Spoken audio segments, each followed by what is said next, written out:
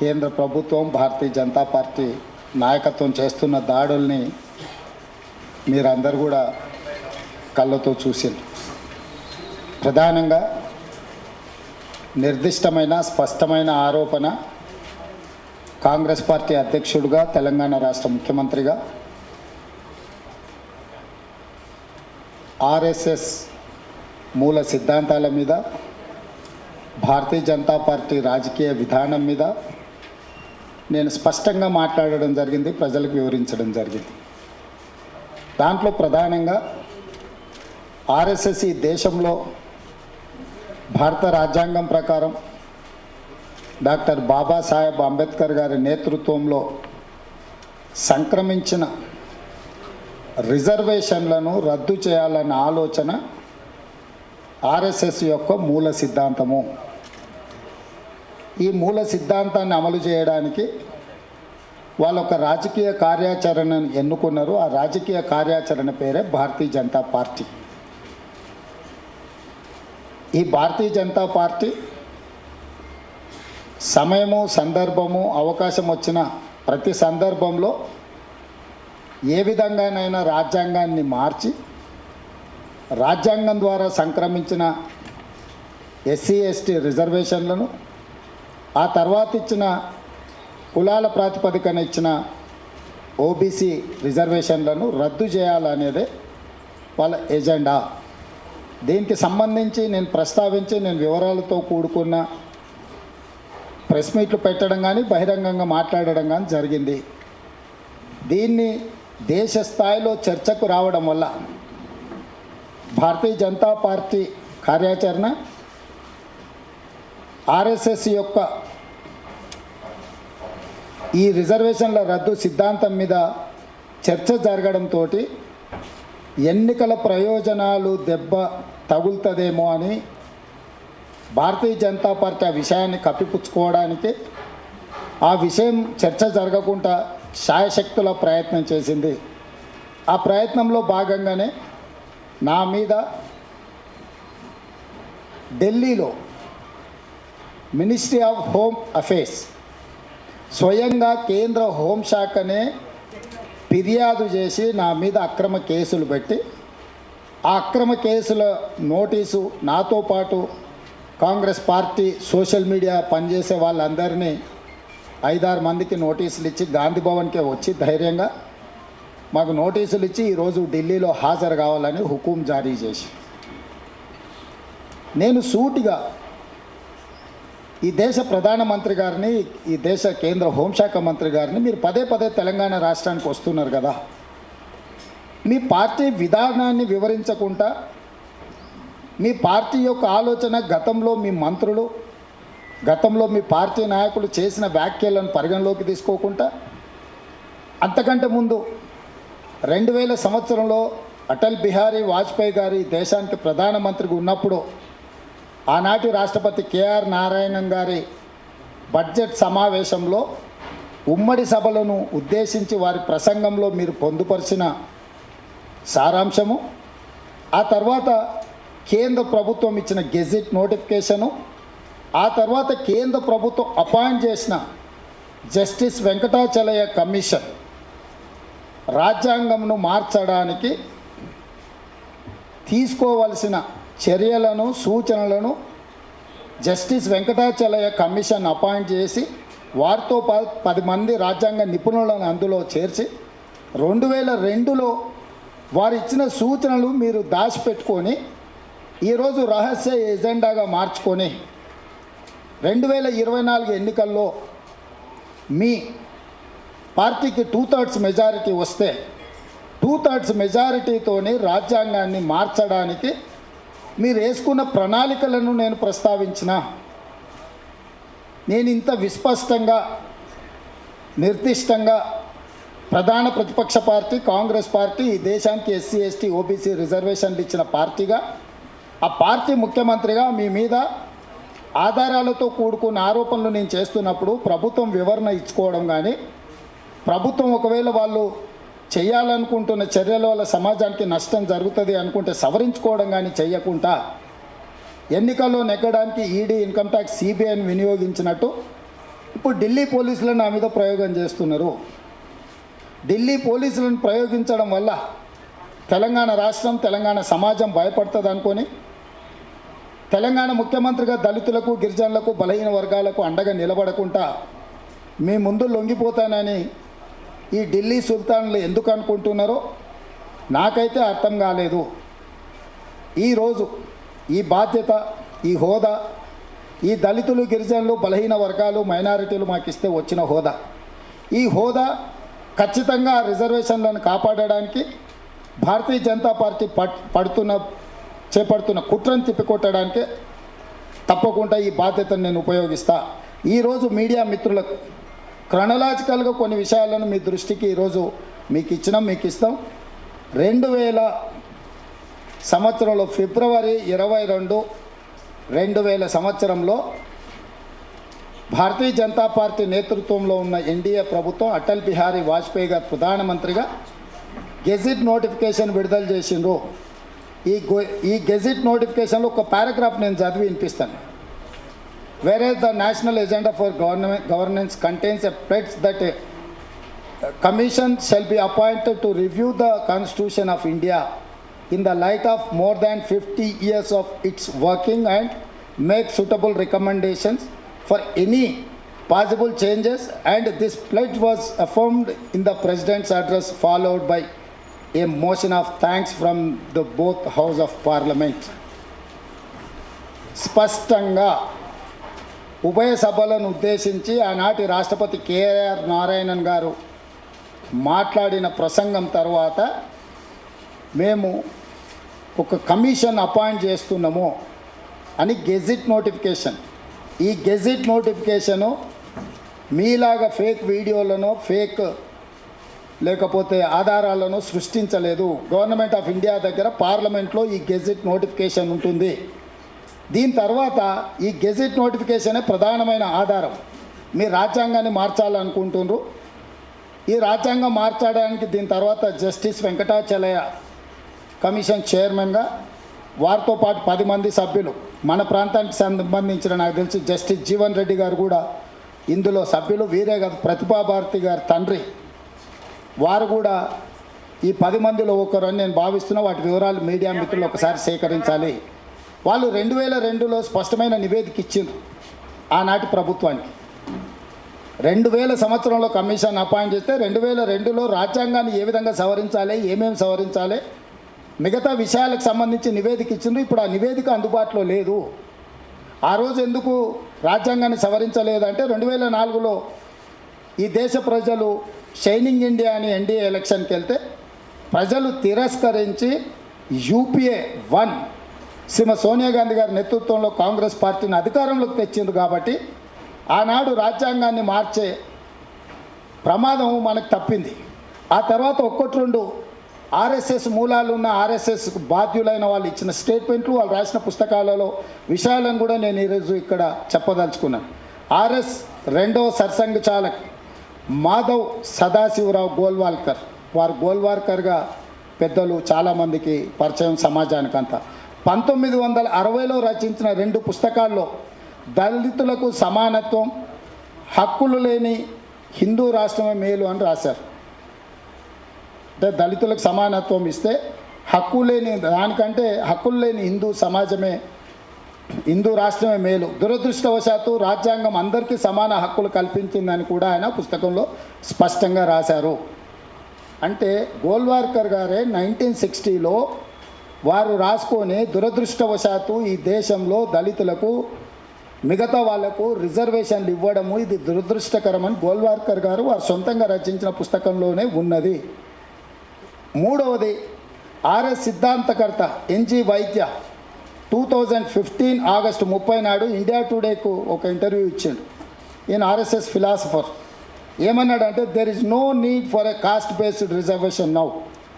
No caste has remain backward. At the most, continue reservation for SC, ST for only 10 years. After that, abolish completely. NG వైద్య RSS philosopher చాలా స్పష్టంగా 2015 అంటే ఎప్పుడు నరేంద్ర మోడీ గారు ప్రధానమంత్రిగా బాధ్యతలు చేపట్టిన సంవత్సరం తర్వాత ఎన్జీ వైద్య, ఆర్ఎస్ఎస్ ఐడియాలజీ, ఆర్ఎస్ఎస్ ఫిలాసఫర్ అసలు రిజర్వేషన్లను రద్దు చేయాలి, అసలు ఏ కాస్ట్లు కూడా వెనుకబడలేవు, కాస్ట్ పరమైన రిజర్వేషన్లను రద్దు చేయాలి, ఎస్సీ ఎస్టీ రిజర్వేషన్లు కూడా ఇంకొక 10 సంవత్సరాలు కొనసాగించి వాటిని కూడా రద్దు చేయమన్నారు. వారు ఎప్పుడు చెప్పిండ్రు? 2015లో చెప్పిండ్రు. ఇప్పుడు 2025 వస్తుంది కాబట్టి దాన్ని దృష్టిలో పెట్టుకొని ఇప్పుడు రిజర్వేషన్లు తీసేయాలనేది వాళ్ళ ఉద్దేశము. దీనికి సంబంధించి క్లియర్గా ఎస్సీ ఎస్టీ రిజర్వేషన్లు ఒక భాగం అయితే 1978లో ఆనాటి రాష్ట్రపతి బీపీ మండల్ నేతృత్వంలో ఒక కమిషన్ అపాయింట్ చేసింది. ఈ దేశంలో ఉన్న వేలాది బలహీన వర్గాల కులాలను అంచనా వేసి వాళ్ళ స్థితిగతులను పరిశీలించి పూర్తి స్థాయిలో గ్రౌండ్ నుంచి రిపోర్ట్ తయారు చేసుకొని ఒక నివేదిక ఇవ్వండి వాళ్ళ రిజర్వేషన్ల విషయంలో, వాళ్ళ ఆర్థికపరమైన అంశాల మీద. బీపీ మండల్ ఇచ్చిన కమిషన్ నివేదికను 1990లో వీపీ సింగ్ మండల్ కమిషన్ పేరు మీద 52% బీసీ జనాభా ఉన్నది, వాళ్ళకి 27% రిజర్వేషన్లు రికమెండ్ చేస్తున్నామని వారు ఇచ్చిండ్రు. ఆ రికమెండేషన్ని వీపీ సింగ్ గారు అమలు చేసినప్పుడు దేశం మొత్తం మండల్ కమిషన్కు వ్యతిరేకంగా భారతీయ జనతా పార్టీ కమండల్ పేరు మీద ఎల్కే అద్వానీ గారు రథయాత్ర చేపట్టి దేశం మొత్తాన్ని ఈ మండల్ కమిషన్ వర్సెస్ అంటే యాంటీ రిజర్వేషన్ మూమెంట్ దేశంలో పెద్ద ఎత్తున ఉధృతంగా భారతీయ జనతా పార్టీకి సంబంధించిన, ఆర్ఎస్ఎస్కు సంబంధించిన శ్రేణులు దేశం మొత్తంలో ఒక పెద్ద ఉద్యమాన్ని తీసుకొచ్చారు. మన ప్రాంతంలో 1990 తర్వాత ఈ రాష్ట్రంలో, ఆనాటి ఉమ్మడి రాష్ట్రంలో కూడా యాంటీ రిజర్వేషన్ మూమెంట్ ఎంత ఉధృతంగా జరిగిందో, పిల్లలు కాల్చుకొని చచ్చిపోయినో మీరు అందరు చూసిండ్రు. అదే సమయంలో కోర్టు కూడా వెళ్ళారు. 9 మంది జడ్జిలు ఉండే ధర్మాసనం రిజర్వేషన్లు న్యాయసమ్మతమే, రిజర్వేషన్లను కొనసాగించాల్సిందే, ఇంతకంటే పెంచాలనుకున్నప్పుడు బలహీన వర్గాల యొక్క జనాభా లెక్కించి జనాభాను ప్రాతిపదికన మీరు రిజర్వేషన్లు పెంచాలి అని అప్పర్ లిమిట్ 50%కు క్యాప్ పెట్టారు. అంటే అప్పటికి 15% ఎస్సీలకు, 7.5% ఎస్టీలకు, 22.5% వీళ్ళకి రిజర్వేషన్లు ఉన్నాయి. ఇంకొక 27% బీసీలకు ఇస్తే 49.5% అయింది. 50% మించకుండా రిజర్వేషన్లను అమలు చేయండి.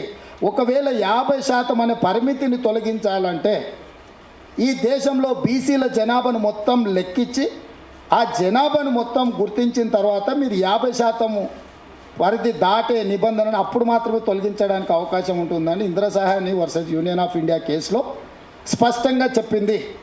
భారత్ జోడో యాత్ర సందర్భంగా రాహుల్ గాంధీ గారు కన్యాకుమారి నుంచి కాశ్మీర్ వరకు పాదయాత్ర చేసినప్పుడు ఈ దేశంలో ఉన్న మూలవాసులైన దళితులు కావచ్చు, గిరిజనులు కావచ్చు, బలహీన వర్గాలు కావచ్చు, రాహుల్ గాంధీ గారిని పదే కలిసి మీరు రాజ్యాంగబద్ధంగా ఎస్సీ ఎస్టీలకు రిజర్వేషన్లు ఇచ్చిండ్రు, మాకు కూడా రాజ్యాంగ భద్రత కల్పించి మా రిజర్వేషన్ల శాతాన్ని కూడా పెంచాలి అని రాహుల్ గాంధీ గారికి వినతి పత్రాలు ఇవ్వడము, రాహుల్ గాంధీ గారు ఆ వాదనతో ఏకీభవించడం, రాహుల్ గాంధీ గారు కాంగ్రెస్ పార్టీ విధానంలో ఎక్కడ అధికారంలో వచ్చినా కాంగ్రెస్ పార్టీ రాష్ట్రాలలో కానీ అదేవిధంగా కేంద్రంలో అధికారం వస్తే ఈ దేశంలో ఉండే బలహీన వర్గాల జనాభాను మొత్తం లెక్కించి 50% అనే నిబంధనను తొలగించి వాళ్ళ రిజర్వేషన్లు పెంచుతామని కాంగ్రెస్ పార్టీ విస్పష్టమైన విధానాన్ని తీసుకున్నది. ఆ విధానంలో భాగంగానే మా ప్రభుత్వం వచ్చిన ఎంబడే మంత్రివర్గంలో ఆమోదింపజేసుకొని శాసనసభలో చర్చ చేసి బీసీ జనాభాను లెక్కించడానికి అపాయింట్ చేసుకుంటా గవర్నమెంట్ నిధులు కూడా మేము ఇవ్వడం జరిగింది. ఇది మా విధానం. ఎంబడే భారతీయ జనతా పార్టీ అప్రమత్తమై మేము తొలగించాలనుకుంటున్న రిజర్వేషన్లను ఇంకా పెంచి కొనసాగించాలనుకుంటుంది కాంగ్రెస్ పార్టీ అనే ఆలోచనతో ఈ ఎన్నికల్లో అప్కీ బార్ 400 పార్ అని ఒక స్లోగన్ తీసుకొని వచ్చారు. ఎందుకు ఈ 400 అనేది ఇక్కడ కీలకం. ఇదే నేను దేశ ప్రజలకు వివరించడానికి ప్రయత్నం చేస్తున్నా. రాజ్యాంగంలో రిజర్వేషన్లు మౌలిక మూల సూత్రాలను రాజ్యాంగంలో సవరించాలంటే 2/3 మెజార్టీ లోక్సభలో కావాలి. అదేవిధంగా 50% పైగా రాష్ట్రాలు శాసనసభలో కూడా దీన్ని ఆమోదించాలి. అందుకే ఈరోజు 400 సీట్లు వస్తే 2/3 మెజార్టీతోని అక్కడ చట్టం చేసి వివిధ రాష్ట్రాలలో 8 రాష్ట్ర ప్రభుత్వాలు కాంగ్రెస్ పార్టీ ఎన్నికైనా ప్రతిపక్షాలు ఎన్నికైనా వాడిని పడగొట్టి వివిధ రాష్ట్రాలలో బీజేపీ సొంత ప్రభుత్వాలను ఏర్పాటు చేసుకున్నది. ఈ రిజర్వేషన్లను రద్దు చేయాలంటే లోక్సభలో 2/3 మెజారిటీ కోసం ఈ ఎన్నికల్లో అన్ని దుర్మార్గాలకు పాల్పడుతూ అన్ని రకాలుగా ఒత్తిడి చేసి లొంగ తీసుకొని పార్టీలను చీల్చి చివరికి అసహించుకునే పరిస్థితిలో ఎన్సీపీని చీల్చి అజిత్ పవార్ను శివసేనని చీల్చి ఏక్నాథ్ షిండేలను ప్రతి రాష్ట్రంలో కర్ణాటకలో పార్టీలను చీల్చడం ఇట్లా 8 రాష్ట్రాలల్లో ప్రతిపక్ష ప్రభుత్వాలు ఉన్న వాటిని పడగొట్టి భారతీయ జనతా పార్టీ తమ ప్రభుత్వాలను ఏర్పాటు చేసుకుంది. వాళ్ళ లక్ష్యం ఒక్కటే, 1925లో మొదలైన రాష్ట్రీయ స్వయం సేవక్ సంఘ్ 100 సంవత్సరాలలో వాళ్ళకు కొన్ని గోల్స్ పెట్టుకొని బయలుదేరారు. ఒకటి, దేశాన్ని హిందూ దేశంగా ప్రకటించాలని, 2 రిజర్వేషన్లను తొలగించాలని. ఇట్లాంటి చాలా ప్రాధాన్యతతో కూడుకున్న అంశాలు ఉన్నాయి. మిగతా 370 ఆర్టికల్ కానీ, త్రిబుల్ తలాక్ కానీ, సిటిజన్ అమెండ్మెంట్ యాక్ట్ కానీ, యూనిఫామ్ సివిల్ కోడ్ కానీ, ఇవన్నీ ఆర్ఎస్ఎస్ యొక్క విధానాలు. వాటన్నిటినీ మోడీ గారు, అమిత్ షా గారు పూర్తి చేసిండ్రు 17వ లోక్సభలో. ఇప్పుడు 18వ లోక్సభలో 2025 రాబోతుంది కాబట్టి రిజర్వేషన్లను రద్దు చేయడానికి ప్రణాళికబద్ధంగా పకడ్బందీగా ఈరోజు వాళ్ళు ఈ కార్యక్రమాన్ని చేపట్టినరు. ఈ విషయాలను నేను ప్రస్తావించిన వెంబడే నా మీద కేసు పెట్టి ఎవరో సోషల్ మీడియాలో పోస్టింగ్ పెడితే ఒక రాష్ట్ర ముఖ్యమంత్రిని బాధ్యుని చేసి, ఫిర్యాదుదారులు ఎవరు? భారతీయ జనతా పార్టీకి ఢిల్లీలో శాఖ ఉంది, తెలంగాణలో శాఖ ఉంది, భారతదేశం అంతుంది, ఇతర దేశాలలో కూడా వాళ్ళకి సభ్యులు ఉన్నారంటూ. వాళ్ళు ఎవరు చేయలే. నా మీద ఫిర్యాదు చేసి నేమేచ్చే minister of home affairs, government of India ఒక పార్టీ నాయకుడి మీద, ఒక ముఖ్యమంత్రి మీద ఫిర్యాదు చేసి నాన్ అవైలబుల్ సెక్షన్స్ పెట్టి ఆగమేఘాల మీద దేశ భద్రతకి ఏదో ముప్పు వచ్చినట్టు, దేశ స్వాతంత్రమే కోల్పోతున్నట్టు ఇప్పటికిప్పుడు వచ్చి నువ్వు రావాలని, ఇవాళ మా తరఫున మాకు సంబంధమే లేదని పోలీస్ స్టేషన్లో మా అడ్వకేట్ చేయడానికి పోతే, మా మహిళా అడ్వకేట్ పోతే హార్ష్గా బిహేవ్ చేశారు పోలీస్ స్టేషన్లో. అంటే మేల్ ఆఫీసర్ అబ్యూజ్ చేసిండు మా అడ్వకేట్లను.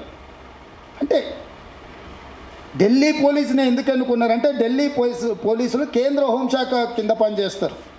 వివిధ రాష్ట్రాలలో హోంశాఖ రాష్ట్ర ప్రభుత్వం పరిధిలో పనిచేస్తారు. ఢిల్లీ పోలీసు మాత్రమే కేంద్ర హోంశాఖ పరిధిలో పనిచేస్తారు. ఎన్సిటి నేషనల్ క్యాపిటల్ టెరిటరీ కాబట్టి అక్కడ అర్బన్ డెవలప్మెంట్ మినిస్ట్రీ అండ్ హోంశాఖ, కేంద్ర హోంశాఖ కేంద్ర అర్బన్ డెవలప్మెంట్ మినిస్టర్ కింద ఉంటాయి ఈ 2 శాఖలు. అంటే రాష్ట్ర ప్రభుత్వానికి సంబంధం ఉండదు. అందుకోసమని కేంద్ర ప్రభుత్వంలో పనిచేసే పోలీసు యంత్రాంగం, ఢిల్లీ పోలీసులు అమిత్ షా గారి నియంత్రణలో పనిచేసి అక్కడ హోంగార్డును ట్రాన్స్ఫర్ చేయాలన్నా అమిత్ షా గారే చేయాలి. ఇవాళ ఆ పోలీసులను ప్రయోగించి నా మీద ఒత్తిడి తీసుకొచ్చి ఎన్నికల ప్రచారం చేయకుండా అడ్డుకోవాలనే కుట్ర జరుగుతుంది. ఇదే కాకుండా ఇంకొన్ని ఆధారాలను నేను మీ ముందు పెట్టదలుచుకున్నాను. కేంద్ర మంత్రి అనంత్ కుమార్ హెగ్డే మోడీ మంత్రివర్గంలో cabinet minister, union cabinet minister. ఎప్పుడైనా 2017లో ఆయన ఇచ్చిన స్టేట్మెంట్ ఏంది? రాజ్యాంగంపై నాకు గౌరవం ఉంది, అయితే రానున్న రోజుల్లో అది మారనుంది, మేము ఇక్కడ ఉన్నది అందుకోసమే వచ్చామంటూ కేంద్ర మంత్రి అనంత్ కుమార్ హెగ్డే. అంటే మేము వచ్చిందే రాజ్యాంగాన్ని మార్చడానికి, మేము ఇక్కడ ఉన్నదే రాజ్యాంగం మార్చుతాం, తొందరలోనే రాజ్యాంగం మారుస్తామని, రాజ్యాంగాన్ని మార్చడానికే వచ్చామని అనంత్ కుమార్ హెగ్డే నరేంద్ర మోడీ గారి మంత్రివర్గంలో ఉన్న మంత్రి 2017లో స్టేట్మెంట్ ఇచ్చిండు. వీరే కాదు,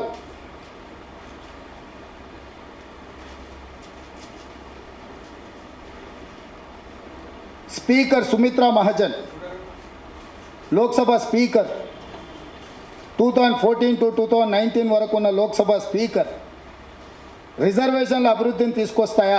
స్పీకర్ సుమిత్రా మహాజన్ కేవలం సామాజిక సమానత్వం కోసం అంబేద్కర్ అప్పట్లో రిజర్వేషన్ల వ్యవస్థను ప్రవేశపెట్టారు. అది 10 ఏళ్ల వరకు మాత్రమే ఉండాల్సి ఉన్నా ప్రభుత్వాలు 10 ఏళ్లకోసారి పెంచుకుంటూ వస్తున్నాయి. రిజర్వేషన్లు దేశాన్ని అసలు అభివృద్ధి పరుస్తాయా అని సుమిత్రా మహాజన్ అనుమానం వ్యక్తం చేశారు. అంటే లోక్సభ స్పీకర్ నరేంద్ర మోడీ గారు ప్రధానమంత్రిగా ఉన్న లోక్సభ స్పీకర్గా పనిచేసే సుమిత్రా మహాజన్ గారు రిజర్వేషన్లను వ్యతిరేకించుకుంటూ రిజర్వేషన్ల గురించి మాట్లాడింది. వీరే కాదు, వైద్యన్ మళ్ళీ కూడా 2017లో కూడా ఆర్ఎస్ లీడర్ మన్మోహన్ వైద్య ఏమన్నాడు ఆయన? The cost based reservation must end at some point and everyone should get more job opportunities. అంటే క్లియర్గా వీళ్ళందరూ వాళ్ళకి సంబంధించిన వాళ్ళు, ఆర్ఎస్ఎస్ బీజేపీకి సంబంధించిన వాళ్ళు రిజర్వేషన్లను రద్దు చేస్తామని విస్పష్టంగా ప్రణాళికబద్ధంగా ఒక ఎజెండాను తీసుకొని ముందుకెళ్తున్నారు. ఇప్పుడు నేను అడుగుతున్నా భారతీయ జనతా పార్టీని, దేశ ప్రధానమంత్రిని, కేంద్ర హోంశాఖ మంత్రిని, ఎన్డీఏ ఉన్నప్పుడు సెకండ్ టైం ఎన్డీఏ వాజ్పేయి గారు ఉన్నప్పుడు ఫిబ్రవరి 1, 2000 సంవత్సరంలోనే మొదలుపెట్టి ఫిబ్రవరి 22, 2000 సంవత్సరంలో జస్టిస్ వెంకటాచలయ కమిషన్ అపాయింట్ చేసి రాజ్యాంగాన్ని మారుస్తున్నాము. అప్పుడు ప్రాతిపదిక ఏం చూపించారు? 50 సంవత్సరాలు పూర్తయింది రాజ్యాంగాన్ని మనము అమలు చేసుకోవడం. 50 సంవత్సరాల తర్వాత ఈరోజు రాజ్యాంగంలో మార్పులు చేయాలనుకుంటున్నాం, దానికోసం వెంకటాచలయ కమిషన్ అపాయింట్ చేసినామన్నారు. దాని మీద నరేంద్ర మోడీ గారు, అమిత్ షా గారు ఆలోచన ఏంది? వాళ్ళు ఏ విధానం అసలు ఆ రోజు అపాయింట్ చేసిన కమిషన్ని తప్పుపడుతున్నారా? వాజ్పేయి ప్రభుత్వాన్ని కూడా తప్పుపడుతున్నారా? జస్టిస్ వెంకటాచలయ ఇచ్చిన నివేదికను మీరు ఏం చేసిండ్రు? దాని పట్ల మీ వైఖరి ఏంటి? అదేవిధంగా 2014 తర్వాత నీ మంత్రివర్గంలో ఉన్న వాళ్ళ నుంచి మొదలు పెడితే స్పీకర్ గారు కూడా రిజర్వేషన్లు వద్దు అని మాట్లాడినరు. దీని మీద నరేంద్ర మోడీ గారు, అమిత్ షా గారు, దేశ ప్రజలకు జేపీ నడ్డా గారు ఏం చెప్తారు? అందుకే ఈరోజు ఈ దేశ ప్రజలకు, ఈ దేశంలో ఉన్న ప్రతి ఒక్కరికి నేను విజ్ఞప్తి చేస్తున్నా. ఈసారి మీరు భారతీయ జనతా పార్టీకి వేసే ప్రతి ఓటు మీ ఎస్సీ, ఎస్టీ, బీసీ, ఓబీసీ రిజర్వేషన్ల రద్దుకు ఉపయోగపడతాయి. మీరు రిజర్వేషన్లను రద్దు చేసుకోవాలి. రాజ్యాంగంలో సమూలమైన మార్పులు జరిగి ప్రాథమిక స్వేచ్ఛకు భంగం కలగాలనుకుంటే భారతీయ జనతా పార్టీకి మీరు ఓటు వేయండి. మీరు భారతీయ జనతా పార్టీకి వేసే ప్రతి ఓటు మీ రిజర్వేషన్లు రద్దు అయితే నేను బల్ల గుద్ది చెప్తున్నా. ఈ రిజర్వేషన్లు ఉండాలి. బలహీన వర్గాలకు 50% క్యాప్ తీసి అడిషనల్ రిజర్వేషన్స్ ఇవ్వాలి అని అంటే కాంగ్రెస్ పార్టీకి ఓటు వేయండి.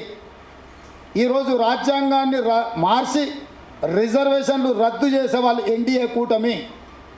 రాజ్యాంగాన్ని ఉంచి రాజ్యాంగంలో బలహీన వర్గాల రిజర్వేషన్లు పెంచడానికి అవసరమైన నిర్ణయం తీసుకునేది ఇండియా కూటమి. రాజ్యాంగం ప్రాతిపదికగానే ఈ ఎన్నికలు జరుగుతున్నాయి. ఈ ఎలక్షన్లో వెల్ఫేర్ అండ్ డెవలప్మెంట్ అనేది పక్కకు పోయింది. ఈ ఎన్నికలు ఇంకా వెల్ఫేర్ అండ్ డెవలప్మెంట్ చుట్టూత చర్చలు జరగడం లేదు, జరగదు. ఈ ఎన్నికల్లో welfare and development is irrelevant. The relevance is that కాన్స్టిట్యూషన్ని మార్చాలన్నా మార్చకూడదా? మార్చాలనుకుంటే ఎన్డీఏ కూటమి, మార్చకూడదు అని అనుకుంటే ఇండియా కూటమి. ఎటువైపు నిలబడాలనో ఈ దేశంలో ఉండే దళితులు, గిరిజనులు, బలహీన వర్గాలు, మైనార్టీలు నిర్ణయించుకోండి.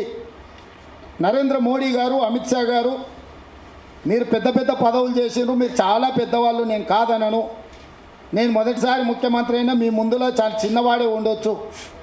మీరు మీ పోలీసులతో బెదిరించాలనుకుంటున్నారు చూడండి, అదొక్కటి మాత్రం జరగదు.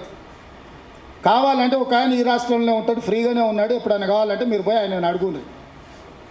ఇట్లా పోలీసు కేసులతోని, చెర్లపల్లి, చెంచల్గూడ జైళ్ళతోని భయపట్టించుకొని రాజకీయం చేయాలనుకుంటే తెలంగాణ రాష్ట్రంలో జరిగిన పరిణామాలు, మేము చేసిన పోరాటం ఏందో మీకు తెలుస్తుంది.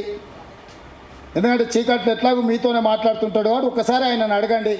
దయచేసి ఇలాంటి ప్రయత్నాలు మానుకోండి. మీరు చాలా పెద్దవాళ్ళు, మీరు మీ సిద్ధాంతాన్ని చెప్పుకోండి. మేము చెప్తున్నాం మీ సిద్ధాంతము, మీ విధానాన్ని మేము చెప్తున్నాము, ఆధారాలు బయట పెట్టినాము. ఇప్పటి వరకు అట్లాంటి ఆలోచనే లేదు.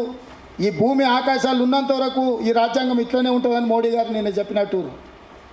మరి మీ అభిమాన నాయకుడు అటల్ బిహారీ వాజ్పేయి గారు ప్రధానమంత్రిగా తీసుకున్న నిర్ణయాలు ఈరోజు గెజిట్ నోటిఫికేషన్స్ను, జస్టిస్ వెంకటాచలయ కమిషన్ వివరాలను ఈరోజు ప్రపంచాన్ని ముందు నేను చర్చకు పెడుతున్నా. దీని మీద పూర్తి స్థాయిలో మీడియా వాళ్ళు కూడా చర్చకు తీసుకోవాలి. ఇది దేశం యొక్క ప్రజాస్వామిక మనుగడకే ప్రమాదము. ఈ ప్రమాదం నుంచి బయటపడేసే బాధ్యత ఫోర్త్ ఎస్టేట్ కూడా ఉన్నది. ఇది నా ఒక్కడి కోసమో, నా పార్టీ కోసమో చేస్తున్న వాదన కాదు. ఈ దేశంలో ఉన్న 144 కోట్ల ప్రజల కోసం కాంగ్రెస్ పార్టీ పడుతున్న తాపత్రయము. దీన్ని దృష్టిలో పెట్టుకొని మీరు ఈ విషయం మీద చర్చ చేయాలన్నా చేయకూడదా మీరు నిర్ణయించుకోండి. ఈ దేశంలో మతపరమైన రిజర్వేషనే లేదు, మీ అపోహ. ముస్లింలకు ఇచ్చిన రిజర్వేషన్ బీసీ ఈ గ్రూప్ కింద ఇచ్చారు. మీ అపోహలతోని దేశాన్ని ప్రమాదం వైపు నెట్టకండి.